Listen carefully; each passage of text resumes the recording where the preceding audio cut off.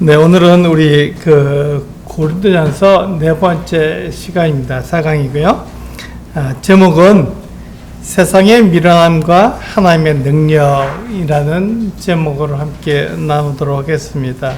본문은 고린도전서 1장 18절에서 25절 말씀입니다.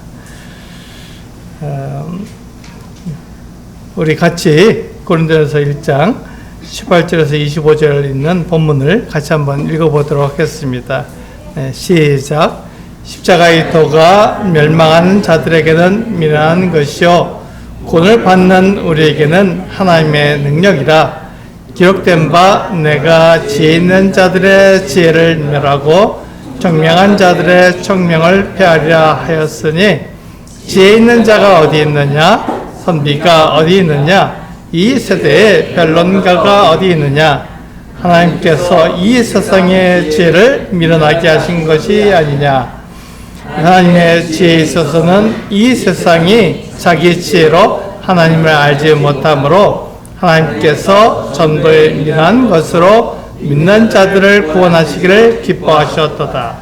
유대인은 표적을 구하고 헬라인은 지혜를 찾으나 우리는 십자가에 못 박힌 그리스도를 전하니 유대인에게는 거리끼는 것이요 이방인에게는 미련한 것이로되 오직 부르심을 받은 자들에게는 유대인이나 헬라인이나 그리스도는 하나님의 능력이요 하나님의 지혜이니라.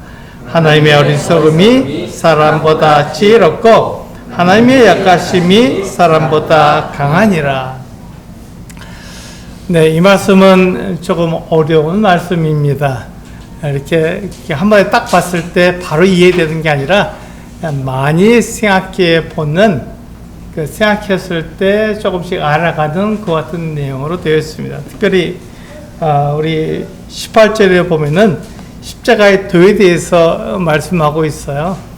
그래서 십자가의 도나 그 뒤에 있는 우리 21절에 보시면 전도에 미련한 것이나 또 마지막에 있는 하나님의 약하심, 하나님의 어리석음, 이게 다 같은 말입니다.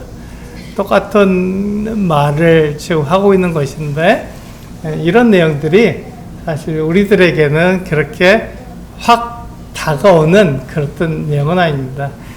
그렇지만 우리가 이 같은 것들을 계속해서 보고 듣고 그리고 성경이 무엇을 말씀하고 있는지 계속 봄으로써 우리의 신앙이 점점점 자라가고 있고 성경을 이해하는 폭이 넓어지고 있기 때문에 감사가 되는 것입니다.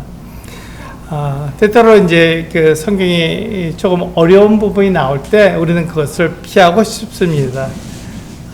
그 어려운 내용을 왜 배워? 이렇게 생각하기 쉬운데, 우리 성경에 나오는 어려운 부분도 자주 보고 자주 듣고 그것을 이해함으로써 우리가 성경에 나오는 그런 부분들을 좀 더 이해하기 쉽고 그렇게 되는 것이죠. 사실 우리가 이제 성경의 어려운 부분들을 우리가 전해 들을 때 그것을 말씀하시는 분들은 더 어려운 것들을 공부해야 돼요. 그래야 그것을 이렇게 잘 정리해서 쉽게 말씀을 드리는 것이기 때문에 그렇습니다. 제가 이 말씀을 드리는 것은 이렇게 어려운 부분, 성경에서 조금 이해가 잘 안 되고 자꾸 생각해 봐야 되는 부분들이 우리들에게 필요한 것은 그것을 자주 접하고 자주 그런 얘기를 들어서 우리가 그 이해의 폭이 좀 넓어지면 성경의 어려운 부분들을 우리가 쉽게 이해하고 그것을 통해서 다른 사람들에게 성경이 무엇을 말씀하고 있는지 확신 있게 정확하게 알려줄 수 있다는 것이죠. 그러니까 쉬운 부분만 자꾸 얘기하다 보면은 우리가 어려운 부분, 성경이 좀 어려운 부분이 나오면 넘어가고 싶잖아요. 그래서 지나가고 싶습니다. 그러다 보면은 성경이 무엇을 말씀하고 있는지 우리가 확신 가운데 전하기가 조금 어려운 부분이 있습니다. 그런데 우리가 이런 부분들을 자주 대하고 이것이 무엇을 말씀하시는지 정확히 알므로써 성경은 이렇게 우리에게 말씀하고 있구나 하는 것을 알고 그렇게 우리가 확신 가운데 있어서 다른 사람들에게 확신 있게 전하게 되는 것입니다.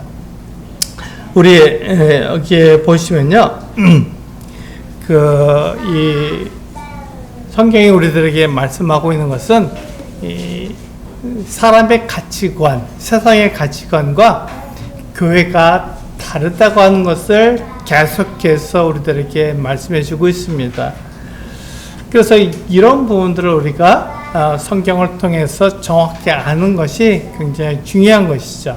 그래서 사람은 지혜, 지식, 그리고 힘을 자랑합니다.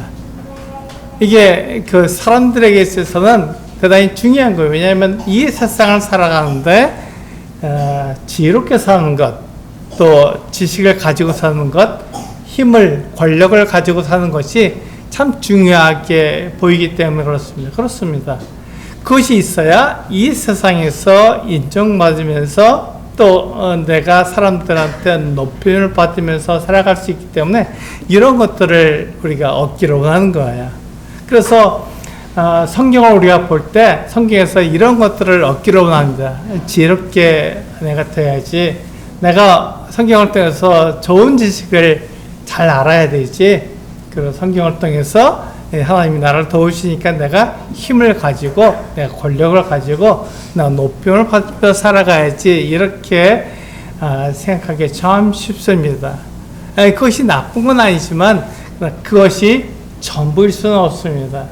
그래서 지금 우리에게 말하는 것은 이런 지혜, 지식, 힘을 가지게 되면 마치 사람들이 생각하는 것처럼 나를 이렇게 죄의 문제에서 또 죽음의 문제에서 나를 이렇게 구원해 줄 것처럼 생각하기 쉬운 것이죠. 그것에서 해방될 것 같은 뭔가 좀 더 나에게 좀 낫지 않을까 이런 생각을 하게 된다는 것입니다. 그러나 이런 세상의 가치관, 그 사람들이 말하는 지혜, 지식, 힘을 가지고는 내가 이 세상에서 제일 큰 문제인 죄와 죽음의 문제를 해결할 수는 없습니다. 한번 생각해 보세요. 내가 지혜롭다 그래서 내가 죄의 문제를 해결할 수 있겠습니까? 내가 다른 사람보다 더 지식이 많다 그래서 그것을 가지고 내가 죽음의 문제를 해결할 수 있겠습니까? 네, 그렇지 않습니다. 그러니까 우리가 지혜롭고 지식이 많고 힘이 많다 그래서 그걸 가지고 우리에게는 당면한 문제들, 죄의 문제나 죽음의 문제를 해결할 수 있는 건 아니죠. 그런데 그것을 마치 해결할 수 있는 것처럼 생각하기 때문에 우리가 그것을 추구하는 것입니다. 왜냐하면 그것밖에는 보이지 않아요. 하나님이 보이지 않고 또 우리가 이 세상에서 살면서 이런 지혜와 지식과 힘은 보이기 때문에 그것을 내가 가지면 좀 더 낫지 않을까 이런 생각을 하는 것이죠. 그것은 우리를 죄의 문제에서 죽음의 문제에서 우리를 해결해 주지 않습니다. 그런데 그것을 지금 사람들이 그렇게 추구하는 것은 뭐냐면 이렇게 세상에 있는 가치관을 그 교회 안으로 가지고 들어왔기 때문에 마치 그것이 나에게 하나님을 섬길 수 있고 하나님의 뜻대로 행할 수 있는 것 힘을 준다고 오해하기 때문에 그런 것들을 추구하게 됩니다. 그러나 그런 것들은 결코 우리를 죄의 문제에서 죽음의 문제에서 해결할 수 없습니다. 그래서 사람들은요, 고린도 교회 성도들은 지혜와 지식과 힘을 가지기 위해서 어떻게 했죠? 편을 나누었습니다. 나는 바울에게, 나는 아볼로에게, 나는 게바에게, 나는 그리스도에게 속했다 이렇게 말하면서 편을 나눈 거예요. 그래서 내가 그렇게 힘이 있고 지혜롭지 못해도 그 사람들, 특별하게 보이는 사람들, 능력 있게 보이는 사람들에게 속하면 내가 어느 정도는 더 나아지겠지라고 생각해서 이렇게 편을 나눈 거예요. 그것이 무엇입니까? 이게 세상에 있는 가치관, 사람들의 가치관을 교회 안으로 그대로 가지고 들어온 거예요. 성경은 그렇게 말씀하고 있지 않죠. 그래서 고린도 교회 성도들은요, 바울에게, 아볼로에게, 게바에게 속했다고 말하므로 마치 이 바울이나 아볼로나 게바가 그런 힘이 있는 것, 마치 우리가 죄에서 죽음에서 해결해 줄 수 있는 어떤 힘이 있는 것으로 생각하게끔 만들었습니다. 근데 그들에게 그런 힘이 있겠습니까? 그렇지 않습니다. 그들은 그런 힘이 없어요. 바울도 그런 힘이 없고, 아볼로도 그런 힘이 없고, 게바도 그런 힘이 없습니다. 누구에게만 그런 힘이 있죠? 하나님에게만 그런 힘이 있습니다. 하나님만 우리의 죄 문제를 해결할 수 있고, 우리의 죽음의 문제를 해결할 수 있습니다. 그러니까 우리가 누구에게 가야 됩니까? 하나님께로 가야 됩니다. 하나님께로 가야 되는데, 우리는 하나님께로 가기보다는 우리 눈에 보이는 그 바울에게로, 아볼로에게로, 게바에게로 가고 싶은 거예요. 그 사람들에게 속하면 내가 해결하지 못하는 그 같은 문제들을 해결할 수 있지 않을까 이렇게 생각하는 것이죠. 그래서 그렇게 사람들에게 속하려고 하지만 그것은 결코 우리를 그 문제에서 해결해 주지 못한다 이렇게 말씀하셨습니다. 그래서 이제 하나님께서 우리들에게 그 해결책으로 말씀해 주시고 있는 것이 바로 십자가의 도입니다. 18절에 나오고 있죠. 18절에 처음 시작하면서 맨 처음에 뭐라고 말하고 있습니까? 십자가의 도를 얘기하고 있습니다. 왜 십자가의 도를 얘기하고 있습니까? 이것이 어떤 마술적인 힘을 우리에게 주는 게 아닙니다. 그래서 사람들은 막 귀걸이하고 목걸이하고 막 여러 가지로 그 십자가의 모형을 만들어서 가지고 다니잖아요. 그것이 나에게 있으면 뭔가 힘을 주는 것 같고, 그것이 나에게 있으면 뭔가 마귀적인 그런 그 세력들을 퇴치줄 것 같은 그 같은 생각을 가지는 것입니다. 그렇지 않습니다. 여기서 말하는 십자가의 도는 십자가의 방법입니다. 그러니까 하나님께서 우리들에게 말씀해 주시는 구원의 방법, 죄와 죽음의 문제를 해결할 수 있는 하나님의 방법을 말하는 것이, 마치 이 십자가를 내가 가지고 있으면, 그런 형상을 내가 가지고 있으면 내가 보호받는 그런 것을 말하는 게 아니죠. 근데 사람들은 그것을 오해합니다. 그래서 그런 형상을 내가 가지고 있으면 내가 보호받는 것 같은, 내가 그런 악한 세력으로부터 내가 보호받는 그런 것으로 오해하고 있는 것입니다. 그렇지 않습니다. 십자가의 도는 그런 것이 아니라 하나님께서 우리를 구원하시는 방법에 대해서 말씀하고 있는 것이죠. 그래서 이 십자가의 도는요, 하나님께서 우리의 죄를 용서해 주시고 우리가 죽음의 문제를 해결해 주시는 것을 말하고 있습니다. 그것이 어떤 것이죠? 하나님의 아들이 십자가에 못 박힘으로써 우리들에게 그 약속을 정확히 말해주고 있는 것입니다. 그래서 십자가의 도를 우리가 얘기하고 있는 거예요. 십자가의 방법, 하나님의 계획이 우리들을 이 죄의 문제에서, 그리고 이 죽음의 문제 속을 해결해 주는구나 이렇게 생각하는 것이죠.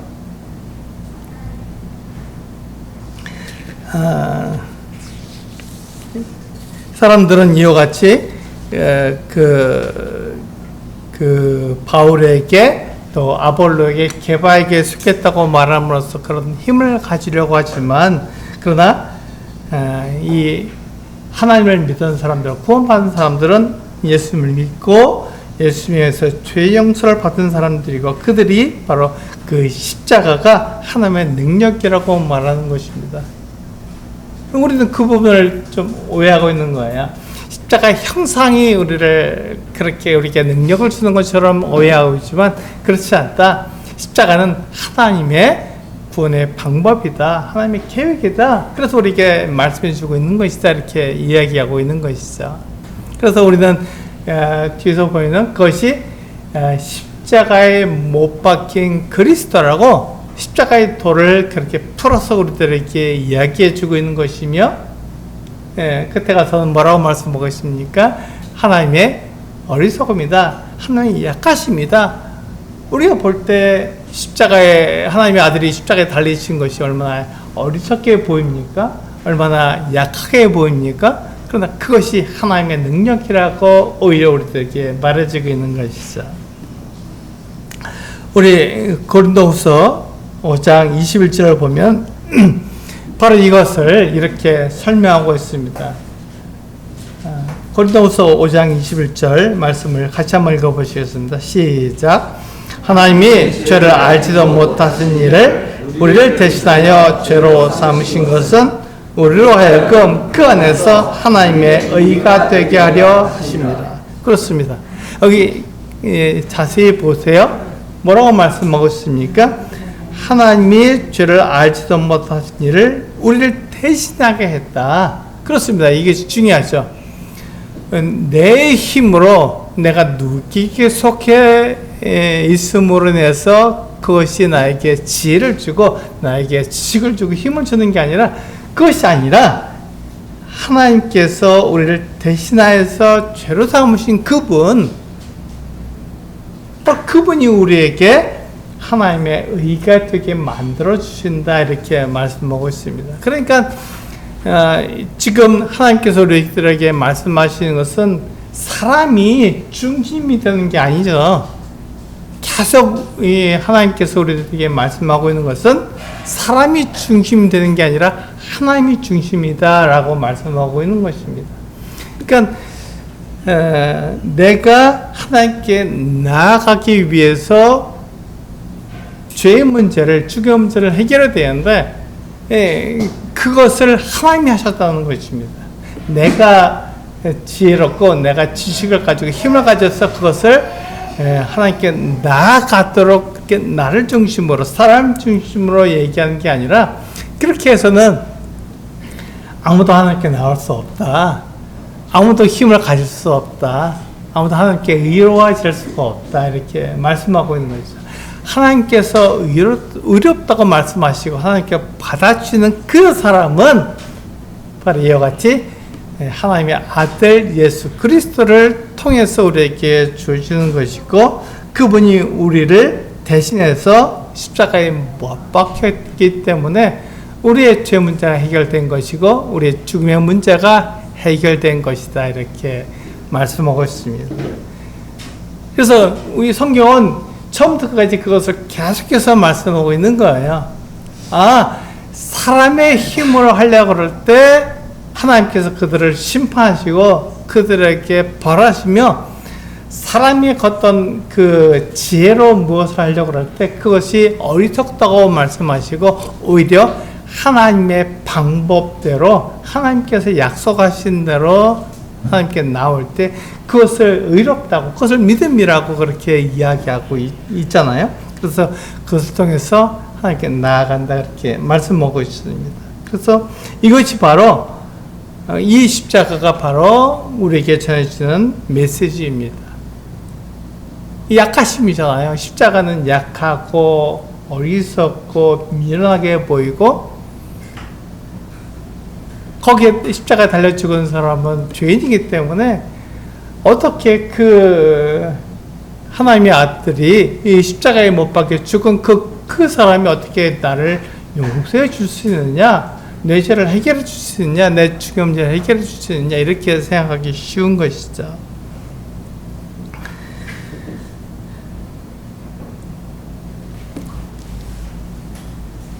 바로 이 십자가는 그 문제를 해결하기 위해서 하나님께서 가지신 하나님의 방법입니다.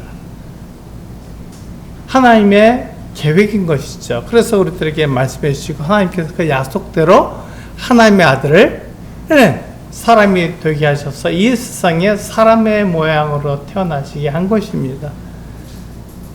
어떻게 그런 일이 있을 수 있냐? 하나님이 어떻게 사람이 되느냐? 이것이 하나님의 어리석음이죠. 하나님은 결코 창조주가 어떻게 피조물이 될 수 있느냐? 이것을 우리가 믿지 못한다, 이렇게 말할 수 있지만, 하나님께서 그것을 구약 성경에서 창세기부터 계속해서 약속해 주셨고, 구원자가 올 것이다. 내가 구원자를 보낼 것이다. 그리고 너희는 그 구원자를 믿어야 한다고 반복해서 말씀하고 계신 것이죠.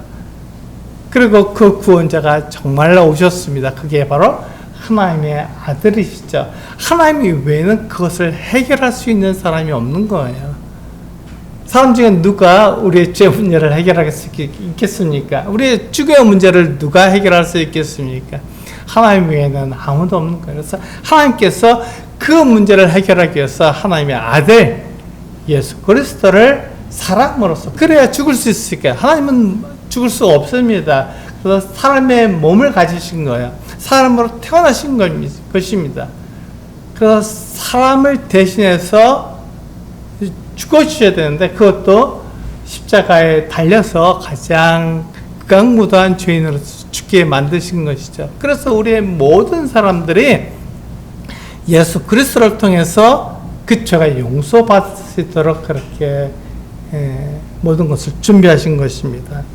우리 이사야서 29장 14절 말씀을 보시게 되면 19절에서 그렇게 약속하고 있잖아요. 이것이 기록된 것이다. 이렇게 이사야의 말씀을 통해서 이렇게 기록됐다 하고 바울이 이야기하면서 우리들에게 이야기해 주고 있습니다. 우리 이사야서 29장 14절 말씀을 같이 읽어보시면서 왜 이렇게 하나님께서 하시는지 우리가 알아보도록 하겠습니다. 14절 같이 읽겠습니다. 시작. 그러므로 내가 이 백성 중에 기이한 일, 곧 기이하고 가장 기이한 일을 다시 행하리니 그들 중에서 지혜자의 지혜가 없어지고 명철자의 총명이 가려지리라.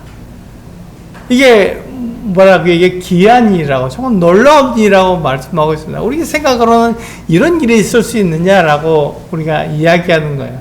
그것이 무엇입니까? 네, 지혜자의 지혜가 없어지고 명철자의 총명이 가려진다는 것입니다. 이 이야기는요, 이스라엘 시대에 지혜롭다고 말하는 사람들, 총명하다고 말하는 사람들이 자기들의 생각으로, 자기들의 그 어떤 지혜로 생각해 보니까, 애굽에게 이렇게 의지하고 애굽 사람들의 도움을 받으면 그들이 지금 그들이 처한 상황에서 벗어나서 조금 더 편하게 살 수 있을 것 같은 거예요. 그래서 유다의 그 어떤 지혜로운 사람들, 총명한 사람들이 뭐라고 말했습니까? 우리가 애굽에서 그 강한 군대, 그 말의 힘을 우리가 의지하자. 그렇게 말한 거예요. 하나님께서 뭐라고 말씀하셨냐면, 너에게 애굽을 의지하지 말라. 그 말을 의지하지 말라. 오히려 그들은 사람이고, 그들의 호흡은 코에 있기 때문에 죽으면 다 사라진다. 그건 사람이지 않느냐? 그러니까 너희가 누구에게 의지해야 되느냐? 하나님을 의지해야 된다. 이렇게 말씀하고 있는 거예요. 그래서 유다 사람들은 누구를 의지해야 됩니까? 네, 애굽 사람들이나 애굽의 그 같은 병기, 군대를 의지한 것이 아니라 하나님을 의지했던 것입니다. 근데 유다의 지혜롭고 청명한 사람들이 뭐라고 말했다고요? 아니다. 우리가 어떻게 하나님을 의지하느냐? 보이지 않는 그 하나님을 어떻게 의지하느냐? 보이는 애굽 사람들, 보이는 애굽의 병기들, 그들의 군대를 의지하자, 이렇게 말한 것이에요. 그래서 하나님께서 뭐라고요? 그들의 지혜와 그들의 총명을 다 없애버리겠다, 이렇게 말씀하신 것입니다. 그것처럼 바울 시대에도 사람들은 똑같은 그 어떤 가치관을 갖고 있어요. 보이는 사람들을 자꾸 의지하려고 하는 거죠. 고린도 성도들은 누구를 의지하려고 했습니까? 네, 바울을 의지하려고 그랬고, 아볼로를 의지하려고 그랬고, 게바를 의지하려고 그랬습니다. 지금 이 시대에, 바울 시대로부터 2000년 지난 지금 이 시대에도 동일합니다. 내가 누구에게 속했다, 내가 누구를 의지한다, 이렇게 말하기가 참 쉬운 거예요. 그렇게 되면 내가 좀 더 편안해질 수 있고 내가 좀 더 인정받을 수 있다고 생각하는 것이죠. 근데 그렇지 않다. 하나님께서는 창세기부터 요한계시록까지 계속해서 반복적으로 변함없이 말씀하고 있는 것은 하나님께로 돌아와라. 하나님을 의지해라. 사람을 의지하지 말라. 내 보이는 사람을 의지하기가 참 쉽고 참 좋게 보이지만 그것은 어리석은 방법이고 가장 악한 방법이다. 이렇게 말씀하시면서 하나님께로 돌아오라고 말씀하고 있습니다. 그래서 지혜롭다고 말하는 사람들, 청명하다고 말하는 사람들의 지혜와 청명은 하나님 앞에서 아무것도 아닌 것입니다. 그것이 우리를 구원할 수는 없는 거예요. 그것이 우리를 죄의 문제에서, 죽음의 문제에서 해결해 줄 수는 없습니다. 그래서 세상의 지혜는요, 끊임없이 자기를 증명하고 스스로의 힘으로 자기를 구해내려고 하는 것이 특징입니다. 가만 보세요. 네, 내가 지혜롭다고 말하고, 네, 지식이 있다고 말하고, 힘이 있다고 말하는 사람들은 끊임없이 자기를 나타내려고 하잖아요. 사람들에게 나를 좀 인정해줘. 내가 이렇게 힘이 있고, 나 이렇게 강한 사람이야. 이렇게 말하고 있어요. 그러면서 그 사람을 의지하도록 그렇게 말하고 있습니다. 그때 하나님께서 뭐라고 말씀하신다고요? 그렇게 사람을 의지하지 말라. 너희가 보기에 그렇게 약한, 그리고 어리석고 미련하게 보이지만 하나의 방법을 의지해라. 하나님께서는 십자가에 미련한 것으로 우리를 구원하기를 원하셨다. 왜? 하나님의 방법이기 때문에 그렇습니다. 하나님께서 그 방법을 통해서 우리의 죄의 문제를, 우리의 죽음의 문제를 해결해 줄 수 있기 때문에 하나님께서는 우리에게 그렇게 말씀하신 것이죠. 사람을 의지하는 것이 아니라 그 하나님을 의지해야 된다. 이렇게 말씀하고 있는 것입니다. 때때로 세상의 지혜가 옳은 것처럼 보이지만 그 지혜는 사람들의 가장 큰 문제인 죄와 죽음의 문제를 해결하지 못합니다. 이것이 바로 그 바울이 지금 이렇게 말하고 있는 거, 십자가에 도의되어서 말하고 있고, 그 십자가에 못 박힌 그리스도를 그가 말하고 있는 그 이유가 바로 그것입니다. 그것이 어리석게 보이고, 그것이 미련하게 보이고, 그것으로는 아무것도 이룰 수 없는 것처럼 보여도 그것이 하나님의 방법이다. 그래서 사람들은 무엇으로 나눠요? 그렇게 강력한 힘을 가진 구원자, 그리고 그 로마의 그 압제에서 해방시켜줄 그 유다 백성들을 하나님만 섬기는 나라로 독립된 국가로 만들 그와 같은 강하고 능력 있는 그와 같은 구원자를 그들이 원한 거예요. 그런 사람을 기대했습니다. 그가 그리스도로 오실 것이다. 이렇게 왕으로 오실 것이다. 기대하고 있는 거예요. 그런데 그들 앞에, 그 유대인들 앞에 보이진 하나님의 그 그리스도는 어떠한 분이셨습니까? 약한 분이에요. 힘이 없는 분입니다.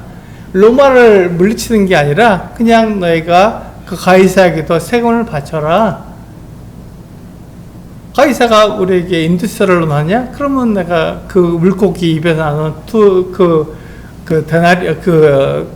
돈을 가지고 나와 베드로 네가 세금을 내라. 이렇게 말한 마치 약하게 보이고 힘이 없어 보이는 그 예수 그리스도를 통해서 우리를 구원하신다고 말씀하셨어요. 그러니까 사람들이 그 예수 그리스도를 믿지 못하는 것입니다. 그가 그리스도라면 그럼 우리는 다 죽었어. 우리는 다 멸망했어. 이렇게 말하는 것이죠. 그래서 그가 아니라 하나님께서 우리에게 약속해 주신 그와 같은 강하고 힘이 있는 그 능력 있는 그 구원자를 우리는 기다려야 돼. 그렇게 말하는 것입니다. 그래서 유대인들은요, 지금도 메시아가 오지 않았다고 말하고 있습니다. 그렇게 강하고 힘 있는 그 어떤 메시아를 기다렸기 때문에 지금도 오지 않은 거예요. 지금도 이스라엘이 독립했지만 지금도 계속 팔레스틴하고 계속 싸우고 있지 않습니까? 피로하고 싸우고 있어요. 그리고 여러 나라들하고 싸우고 있습니다. 그러면서 굉장히 어렵게 그 시간들을 보내고 있잖아요. 그러니까 아직 그 힘있고 강한 그 어떤 메시아가 오지 않았다 이렇게 얘기합니다. 그를 지금도 기다리고 있는 거예요. 근데 하나님께서 우리에게 약속하신 그 힘이 없고 그 약한 그 그리스도는 누구십니까? 십자가의 도예요. 하나님께서 우리에게 약속하신 것은 우리의 죄를 용서해 주고 하나님과 화목하게 만들 그리스도를 약속해 주신 것이지, 그 로마를 이기고 강력한 힘으로 그 이스라엘을 모든 나라 가운데 그냥 높은 그 같은 나라로 만들 강력한 그 구원자를 약속하신 것이 아니잖아요. 그것은 나중에 천년왕국이 될 때 예수님께서 세우실 그 나라에서 이루어질 거예요. 그것은 아주 후에 이루어질 일입니다. 뒤에 이루어질 일이에요. 그러니까 지금은 우리의 죄가 용서돼서 하나님께 나아가는 것이 중요하고 그것이 필요하기 때문에 그 일을 위해서 하나님의 아들 예수 그리스도를 보내주신 것이죠. 그래서 그 하나님을 우리가 믿어야 합니다. 그래서 우리가 이것을 볼 때 하나님께서 사람을 구원하시는 방법은 사람의 지혜나 힘을 통해서가 아닌 것을 알게 해줍니다. 그렇습니다. 우리가 마치 그 힘이 있고 강한 그 같은 사람에게 나를 의지하면 그가 나를 구원할 것이다 이렇게 생각하시면 그렇지 않다고 말씀하고 있는 것입니다. 하나님께서 사람을 구원하시는 방법은 이와 같이 먼저 믿은 사람이 다른 사람들에게 이 소식을 전해주어서 그로 하여금 하나님을 믿도록 만들어주는 거예요. 그것이 하나님의 구원 방법입니다. 우리가 강한 사람을 그 의지해, 우리에게 힘이 있는 그 사람을 의지해라고 말하는 것은 쉬워요. 그렇게 하면 우리가 눈에 보이잖아요. 그러니까 그 사람, 힘 있는 사람, 능력 있는 사람, 사람들이 인정해 주는 그 사람을 내가 의지하는 건 참 좋다. 그렇지, 당연하지. 그 사람을 의지하면 나에게 좋은 방법을 알려줄 거야 이렇게 하고 그 사람에게 속하려고 하는 것이죠. 그런데 하나님은 그렇지 않다. 예수 그리스도에게 속해야 된다. 예수 그리스도는 약한 분이다. 힘이 없는 분이다. 그러나 그 안에 하나님의 능력이 들어있다라고 우리들에게 말씀하고 있는 거예요. 그래서 우리는 하나님의 방법대로 그렇게 행해야 하는 것입니다. 어떤 사람들은 이것을 보면서 이렇게 말합니다. 그러니까 우리가 하나님의 방법이 뭐냐, 사람의 방법으로 행하면 쉽지 않느냐 이렇게 말을 하죠. 그래서 사람들의 방법으로, 그러니까 막 그냥 그 연예인이나 그 사람들의 유명한 사람들 데리고 사람들에게 보여주면서 이 사람들을 통해서 내가 하나님께 나와라 이렇게 얘기합니다. 그게 옳은 방법처럼 생각이 되는 거예요. 그런데 그렇게 해서 하나님께 나온 사람들이 있지 않고 그 유명한 사람들, 연예인들 이런 사람들을 보기 위해서 그 모이는 거예요.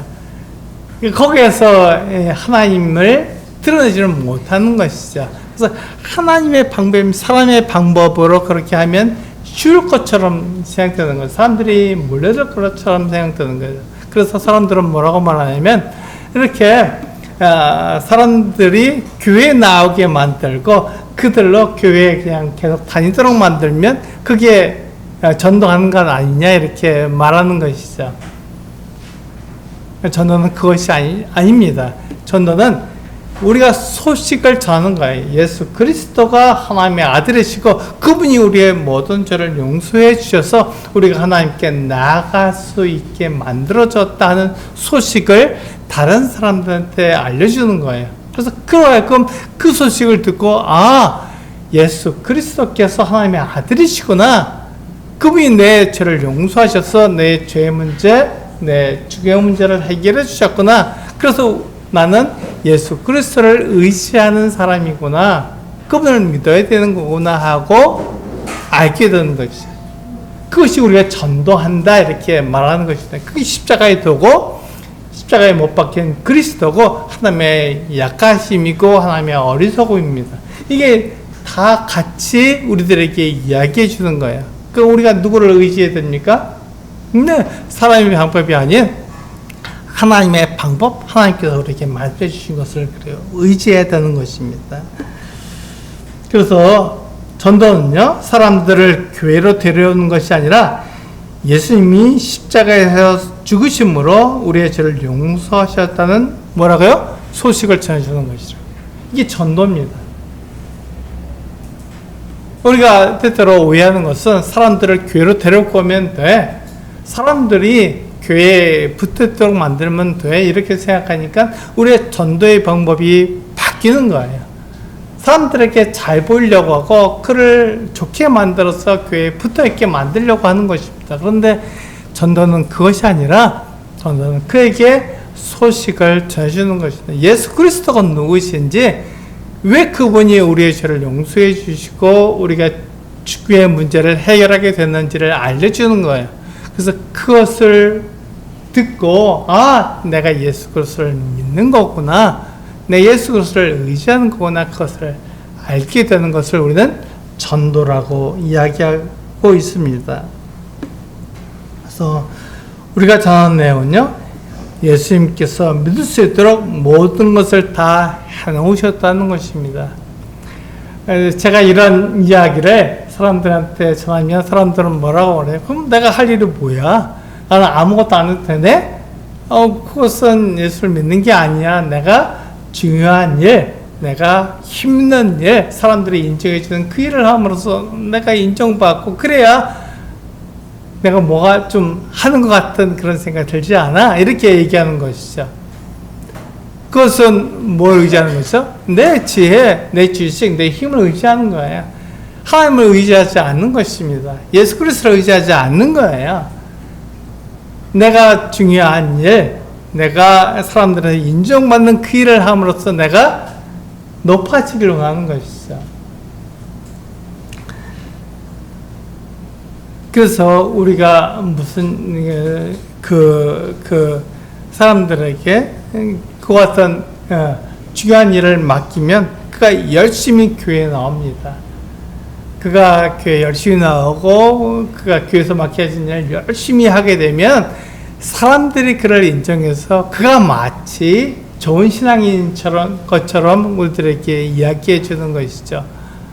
그렇게 되는 것은 옳지 않습니다. 그것은 성경이 말하는 게 아니에요. 성경은 우리들에게 그렇게 해서 하나님을 섬기라고 하신 것이 아니라 하나님께서 우리에게 말씀하신 대로 그리스도의 십자가를 의지하라고 우리에게 말씀해 주고 있습니다. 하나님께서는 예수 그리스도를 통해서 하나님께 나오라고 말씀하셨고, 죄의 문제를, 죽의 문제를 해결하고 하나님께 나오라고 말씀하셨지, 우리가 어떤 사람을 의지함으로 하나님께 나오라고 말씀하고 있지는 않다는 것입니다. 때때로 이것을 의지해서 삶을 의지하려고 하는 사람, 그런 모습을 우리에게 보여주고 있는 거예요. 그것은 옳지 않습니다. 그건 성경이 말하는 올바른 전도의 방법도 아니고 믿음의 방법이 아닙니다. 믿음은 분명히 예수 그리스도를 믿음으로 그분이 우리에게 해주신 그 같은 죄의 문제, 죽의 문제를 해결하는 것입니다.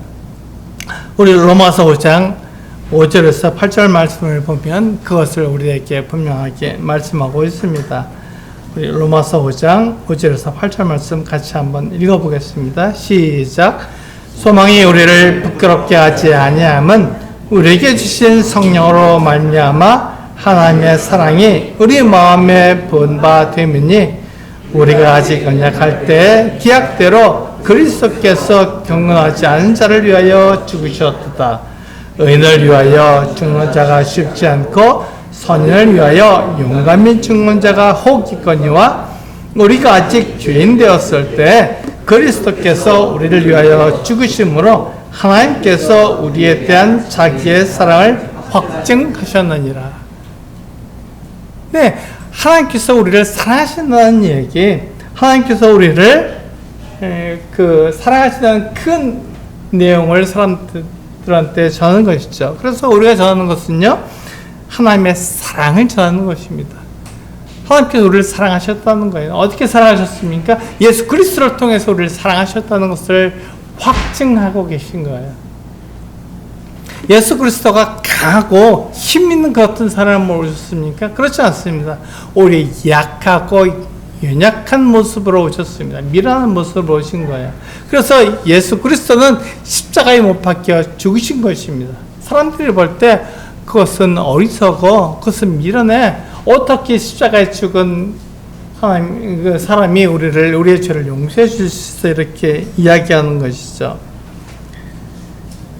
사람들은요, 자기가 중요한 일을 해야 하나님께 인정을 받으며 특별한 사람으로 취급받을 수 있다고 생각하는 것입니다. 그러나 그렇게 해서 하나님께 인정받을 수 있는 사람은 아무도 없습니다.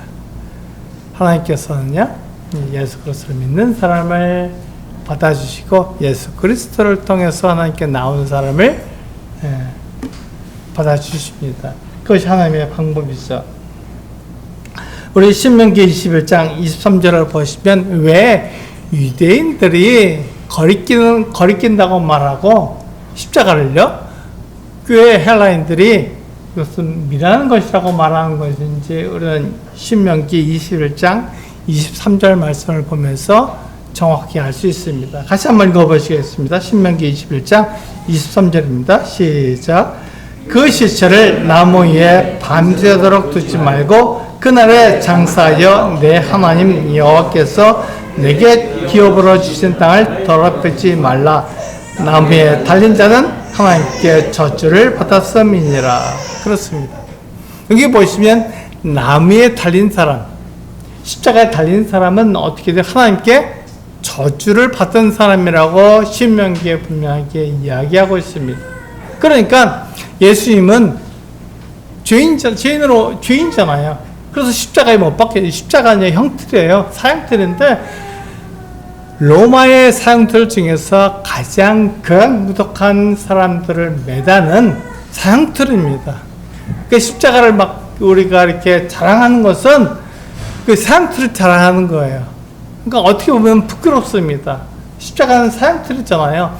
그 사형틀을 사람들한테 이렇게 나타내 주셨는데 그 십자가 얼마나 고통스럽고 얼마나 무거운 죄인지 없애버렸어요. 십자가형을 하지 말라, 이렇게 십자가형을 바꾸었습니다. 왜냐하면 그것이 너무도 극악무도하고 사람들의 그 어떤 존엄성을 다 해치는 것이기 때문에 십자가형을 더 이상 집행하지 말도록 그렇게 했습니다. 왜냐하면 십자가에 매달린 사람들은요, 유대인들은 그날에 죽이라고 되어 있지만 그 이방인들은요, 맨날 며칠을 그냥 내버려 두었어요. 죽을 때까지 천천히 죽어가는 것입니다. 자기가 죽는 모습을 보는 거예요. 그러니까 어떤 사람들은요, 자기가 옆에 있는 사람이 십자가형을 받으면 그 사람을 아예 그냥 미리 죽여버렸어요. 이방인들 가운데. 왜냐하면 십자가형이 너무 무섭기 때문에 그 형을 당하면 사람들이 사람의 모든 존엄성을 다 잃어버리기 때문에 차라리 죽는 게 낫다 그래서 그 사람을 도와줄 어떤 명목으로 그를 죽인 거예요. 그래서 십자가를 받지 않도록.